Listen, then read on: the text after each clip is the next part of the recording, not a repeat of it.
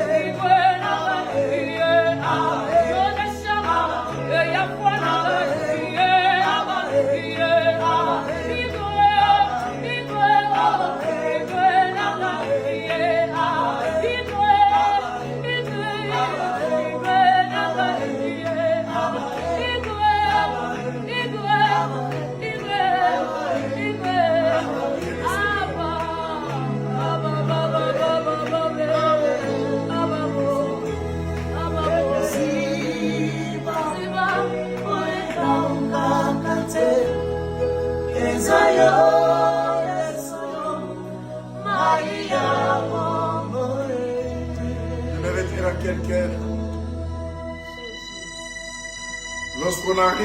lorsqu'on arrive au bout de ses efforts, lorsqu'on arrive au bout de ses efforts, lorsqu'on arrive au bout de ses raisonnements, lorsqu'on arrive au bout de toutes ces analyses, lorsqu'on se pose beaucoup de questions, des fois on n'a même pas de réponse à ces questions. Jésus est la source intarissable. C'est ce que dit la chanson. C'est la source intarissable. C'est Jésus.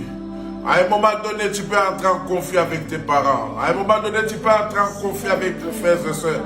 À un moment donné, tu peux être dépassé par des événements, dépassé. Tu ne comprends rien. Tu ne comprends rien. Tu essaies de mettre ensemble les promesses que Dieu t'a données. Tu essaies de mettre ensemble les visions, les prophéties, les messages que tu as eus avec la réalité de la vie que tu es en train de mener. Une opposition, un écart d'opposition inexplicable. Mais j'aimerais ce soir qu'on élève tous ensemble la voix pour dire à Dieu, nous te faisons encore confiance. Seigneur, je te fais confiance, même si je ne comprends rien. Même si je ne comprends rien, mais je te fais confiance. C'est toi le Dieu. C'est toi le Dieu qui existe. Ma vie est entre tes mains. Je m'abandonne encore complètement entre tes mains. Même si, comme Job a dit, même si ma peau s'attache à mes os, mon Rédempteur est vivant. Il se lèvera et il se lèvera le dernier. Je vois quelqu'un qui était couché sur le lit, qui est en train de se relever.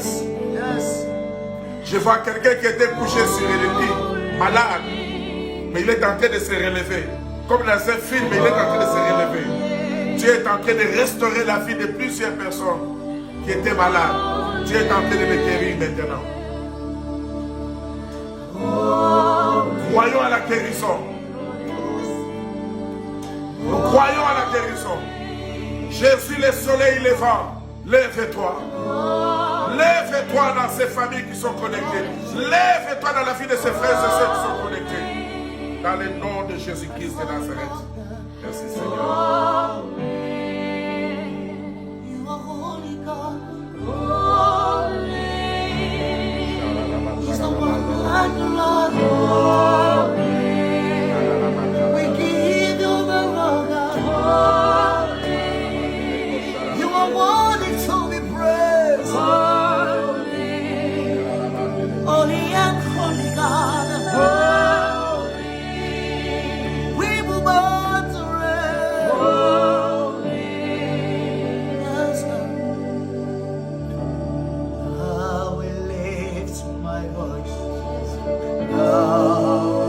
biso tokobenga nango kaka tango toza na losambo soki toza na losambo te tokobenga na balwa wana te tokokoka kokweyisa te balwa wana me balwa ya famille surtout kati na bafamille balwa eza ebele kati na famille omona bafamille mosusu batie bato babalaka te mpo bato bazwa mabala pasi mais tokolonga ngo na nini na prière soki prière eza tomona tokolonga te pamba te babiloko wana nyonso ese ekangama deja banda bakoko do yango ezaka ya des fois tant tozaka na kati ya bafamille fo kotala nano na famille na racine ya famille libandeli comme soki okutaki koko deja obi okuta oma donc koko ya bakoko wana donc kotala nano eloko nini penza o ezo marché te na libota mama na ngai otali na kati ya libota mama na ngai namonaka boye namonaka eloko boye namonaka eloko boye mais namonaka eloko boye marchaka te eloko boye marchaka te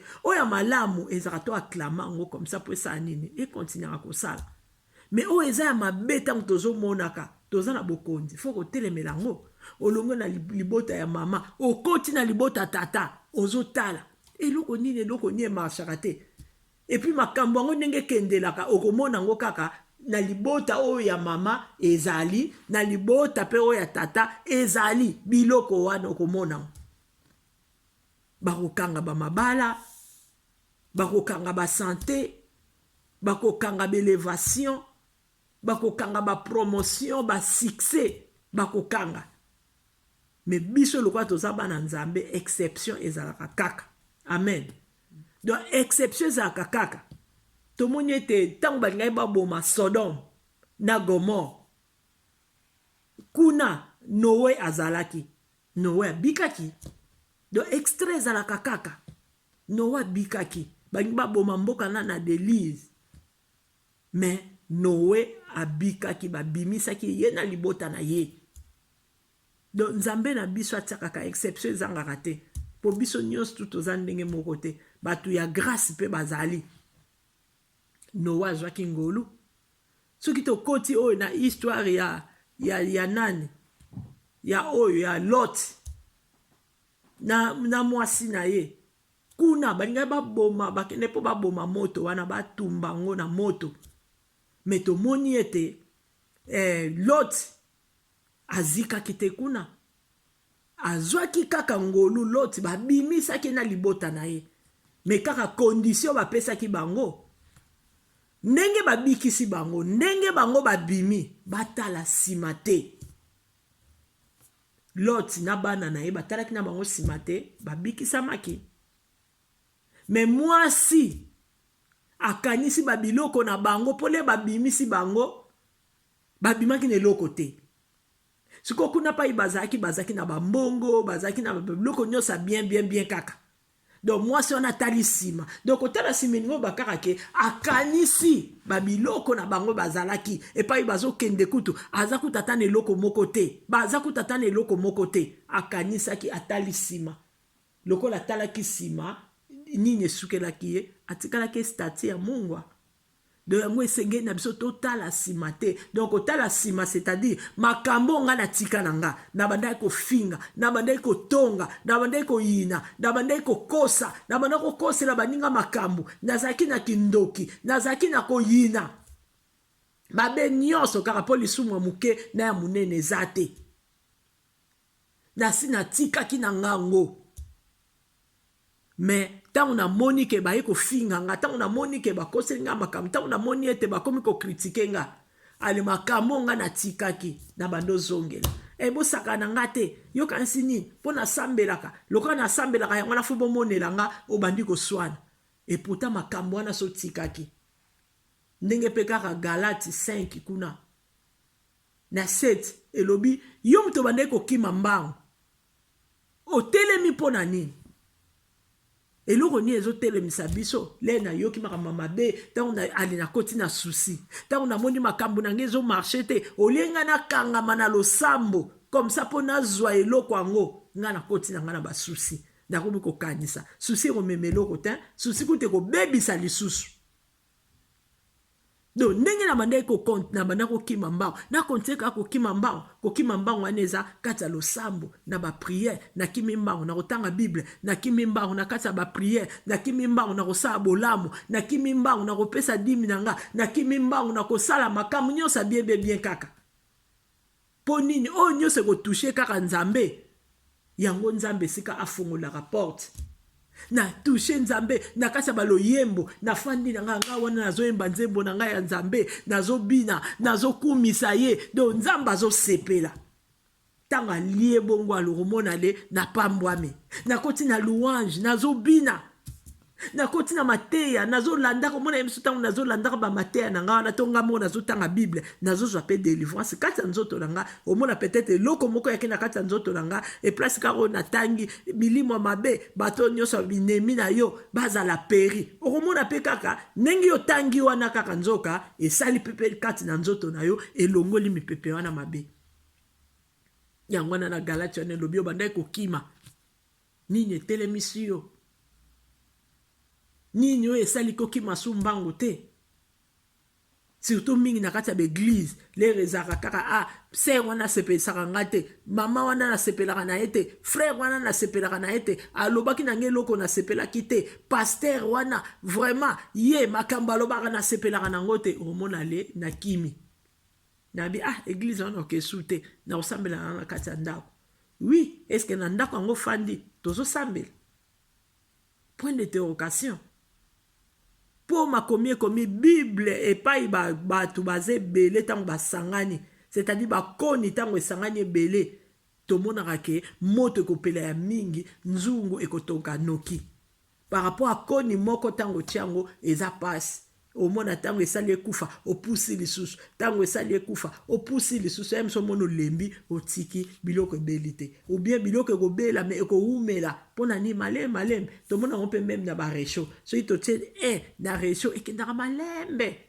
Même atana ba four 50, omona ekendaka malembe, mais tiaka ka 250. Soko sala kerere omona biloko esali nini eziki. Omona biloko eziki. Tobande kokima mbango.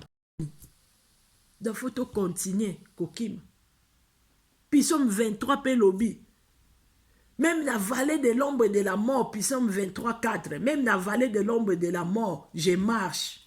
Donc vallée à l'ombre de la mort wana, eza kaka ba problème otokuta makanango. L'ombre wana, donc l'ombre eza butu mulili. Donc makamwa mulili ba maladie, ba problème, ba kozanga, donc nyonso wana eza l'ombre. Mais David a lobby, na kata pasi wana kaka, mais nga nazo marché. Donc muto atambolaka azane sika o azo kende. Pourquoi tu arrêter? Pourquoi tu telemi? Biso faut persévérer, to continuer marche. Amen, amen. Pamba te nzambe na biso aza malamu. Asaila biso projet ya bonheur et no ya malheur. Yango moni ete na 26 wana ndenge kute lobi nango bien wana ye tokolia. Pe kolia wana ya mukete mais tokotonda penza. A bien vous mangerez et vous rassasierez. Donc c'est-à-dire qu'on rassasie et ça donc au baeko na biloko ngo to mono tiki donc au tondi penza. Au mona biloko ngo mono tiki.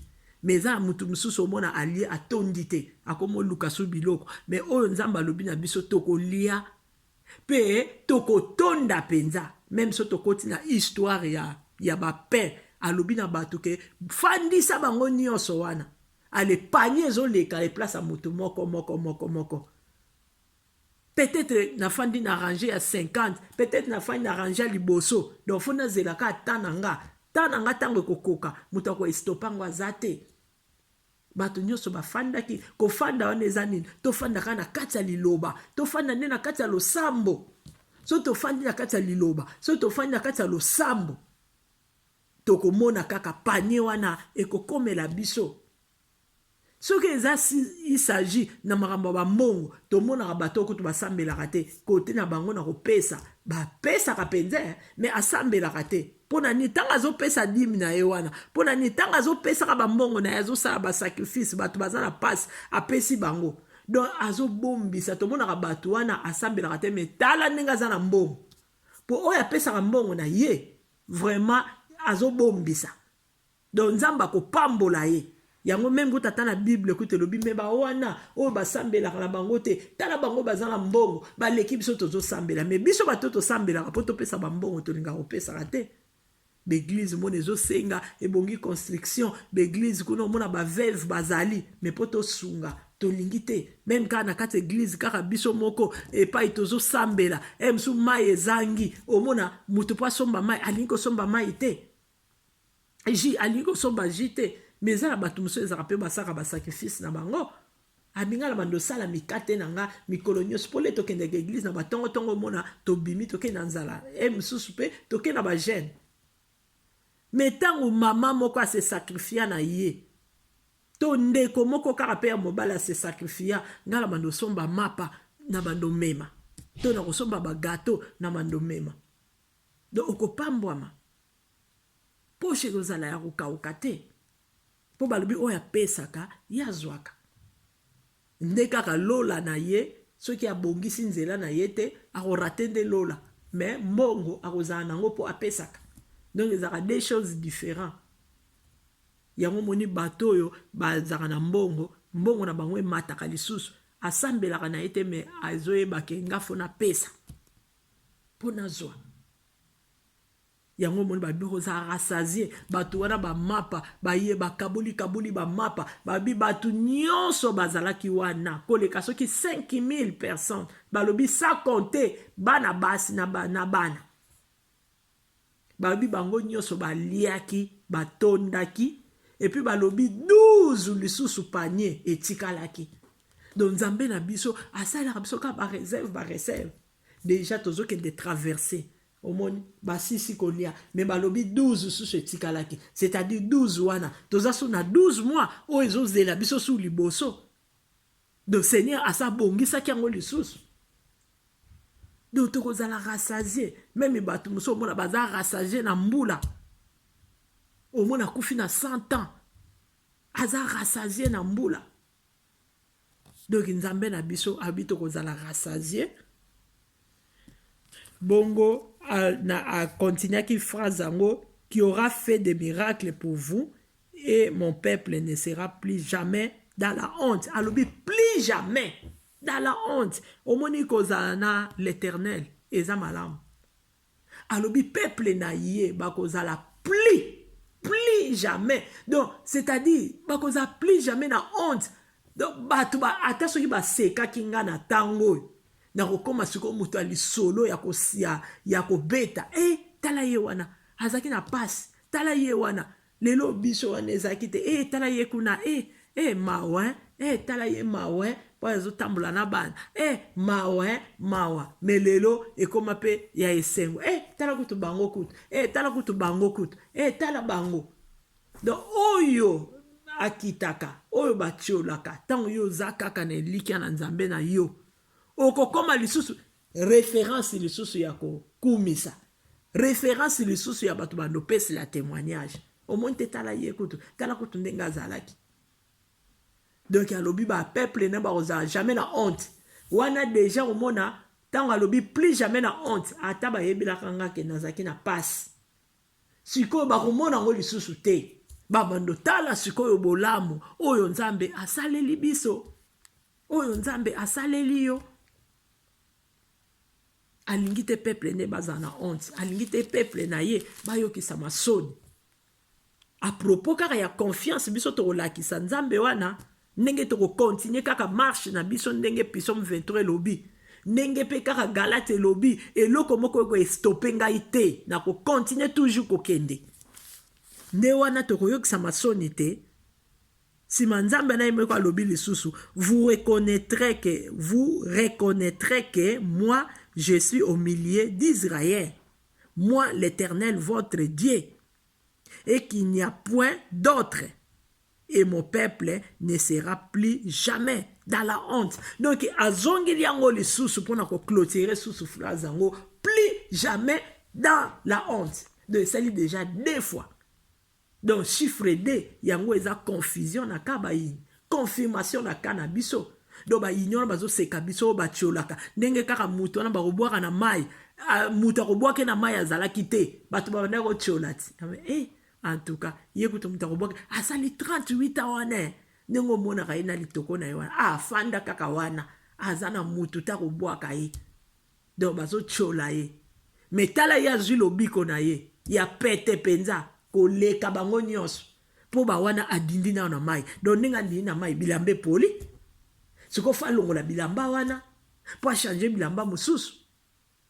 Mais ye abilamba kute polite kaka ndenga zalaki alingi kaka litoko na emba moko akei.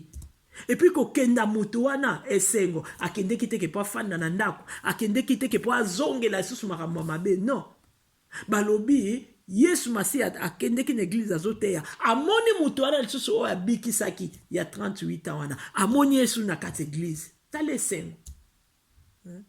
Biso lelo yo soki nzamba salelinga alomona na kimi église soki nzamba salelinga na boyi kopesa témoignage soki nzamba salelinga donc na kendila kika keloko wana onga nazaki na ngoposa. OK non foto kendela kande penda église na posa ya nzambe. Donc tanga na ken église na ke pona mutu te na keilinde pona nzambe na nga na kotala batu te peu importe na keili nzambe na ngai. Nde Yesu ayaki place aye mutu ango abina ye omoni nengo zwi santé ndenge sali boye kozongela lisusu te azongela nini susu te makambo mabe po moyini alobi tango babengani akei babitanga kendaka azo tourner ne kaka un Pierre pe lobi azo ko tourner kaka lokola tambwe donc lokola lion or kazane pe kutu faux lion lo ya biso ndem taza le lion de la tribu de Juda balobi azo tourner kaka wana azo tourner siko azo tourner pamba te me balobi azo luka muto oye akokanga yango na Yesu alobaki pa muto wana 38 ans kozongela lisusu te pamba te soko zongeli kaka mabe omoni pasi oyo ozalaki nango ekoleka kutu lisusu makasi ke oyo ozalaki nango kende ozongela susu te. Donc pourquoi lingite tozongela lisusu parce que pour quand honte wana nenga zongeli na deuxième fois po tozaso na honte wana kaka te soni wana po ekende po na libela ndenge kaka bazo pesi lo témoignage bien ndenge kaka baza kokumisaka ba continuera kaka kokumisaka ti mukolo Yesu akoya olie ke bakumisaki yo à l'après ba Yesu kozonga suko critiquer tala ye akomaki na mbongo azaki penda bien mais akweya na ye lisusu allez soni honte wana ye lisusu mais nzambe na biso alingi te tozala bata honte amen amen. Donc eza esengo mingi nzambe wana oya ko restaurer o eza ya ba mabanki baliaki eza esengo mingi pona biso koza na masia eza esengo makasi. Donc ce qui toke siko susu na mukanda ya AG na AG wana ndenge pe elobaki na biso lisusu na AGD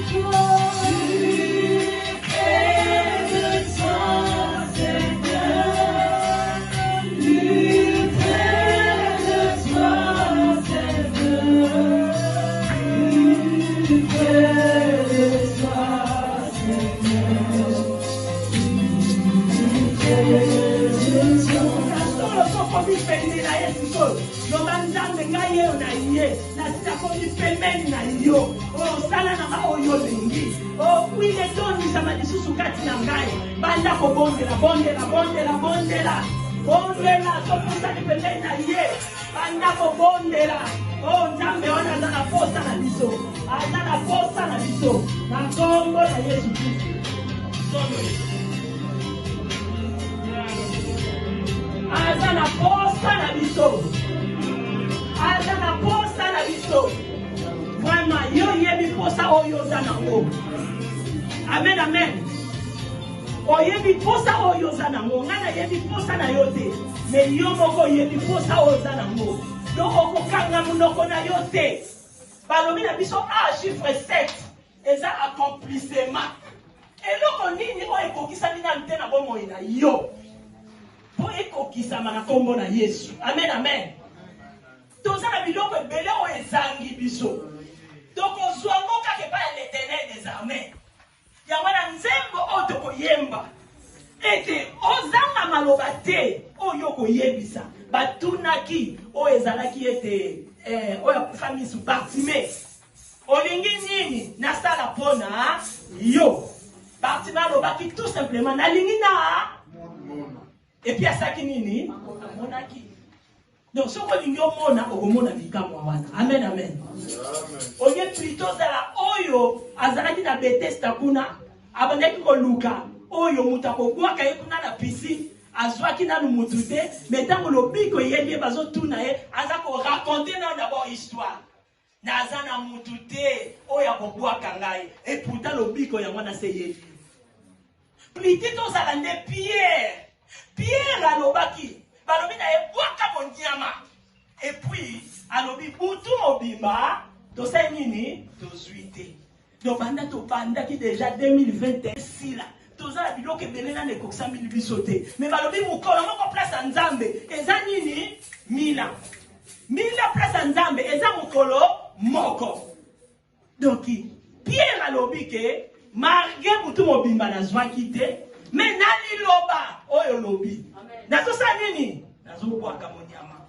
moyembi ocheli biso nzembo wana comme ça moko na moko ayebi banda koloba banda kobwaka bwaka monyama na yo banda kobenda loba 2000 oyo fete ye esile na ngabo ete po balobi mokolo moko eza mila bongana bino na tokokisi mila te donc alors tozana yango wana kota na kati ya adoration oyo loba liloba moko eplace ya nzambe wana talisa oyo eza posa na yo obwaka monyama na yo comme ça po ozwa oyo oza nango posa amen amen nzambe na biso aza prêtre nzambe na biso aza pembeni balobi mibale misato ntango basangani na kombo na ye aza katikati na bango alors nzambe aza kati na biso tokota na kati ya adoration oyo comme ça totalisa nzambe na biso nini oyo toza nango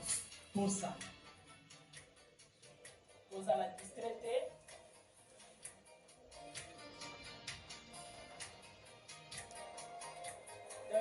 tokota na kati ya dimension sokoma kikipe de lui maintenant okota mpenza sikoyo kati na yo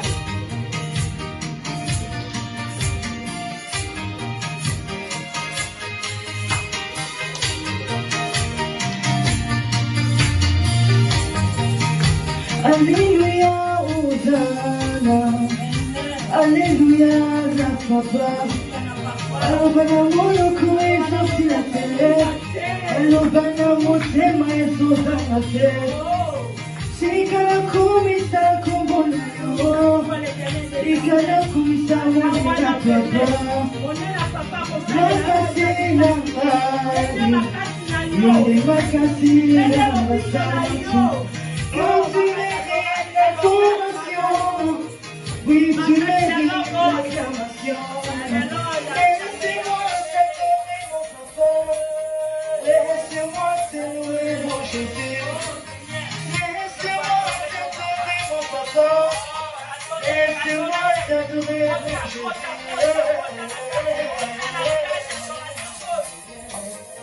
Oh, allez, allez. Alléluia, oh alléluia, papa. Malobana mono kwa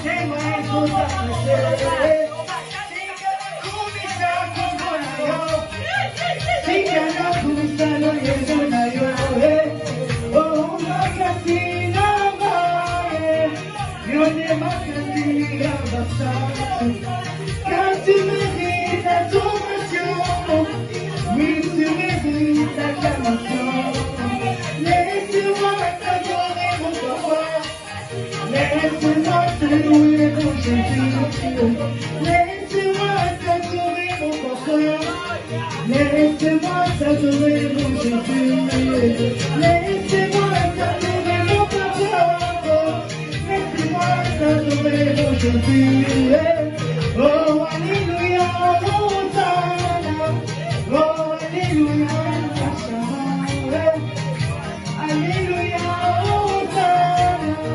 Yeah, alléluia, Hosanna.